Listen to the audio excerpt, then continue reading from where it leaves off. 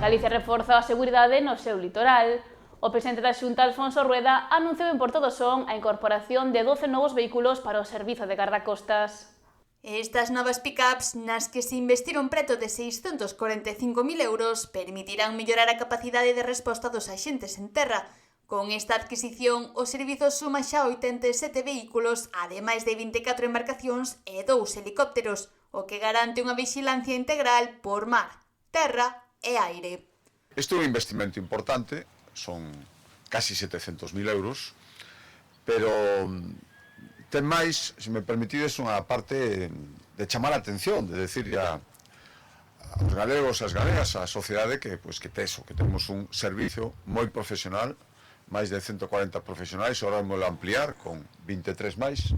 O reforzo non remata aquí. A Xunta prevé investir tamén 3,5 millóns de euros en 2 novas patrulleiras e 2 camións con grúa para mellorar a limpeza e xestión de residuos no litoral. Galicia conta cun servizo de gardacostas único en España, operativo as 24 horas do día durante todo o ano, que xa salvou máis de 2.000 vidas dende a súa creación.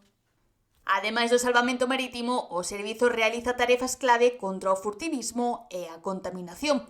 Só o pasado ano leváronse a cabo alrededor de 10.000 inspeccións. Fanse moitas cousas, dende rescates cando son necesarios, ás veces, por desgracia, son necesarios. Mantemos eses 2 helicópteros que reforzan os medios estatais.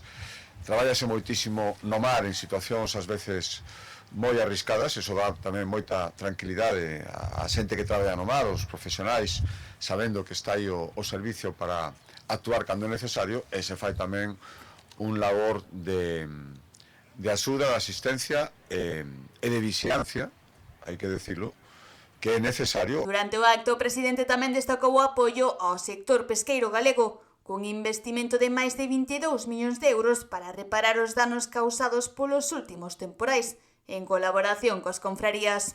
Estamos nun momento complicado, acabamos de acordar no Consello da Xunta de Galicia do luns pasado, esta mesma semana, máis de 20 millóns de euros, 23 millóns de euros para, en colaboración, eu agradezo moitísimo, a disposición das cofradías, traballar para regenerar todo aquilo que se dañou, que se viña dañando nestes anos e que agora cos temporais destes meses pois resultou todavía moito máis perxudicado. Todo eso hai que recuperalo, todo eso hai que traballalo e todo eso non solos non o podemos facer. Por lo tanto, volvemos a contar cos profesionais, coa rede de cofradías que temos en toda Galicia. Un conxunto de medidas coas que o goberno galego busca reforzar a seguridade, protexer os recursos mariños e apoiar un sector clave para a economía de Galicia.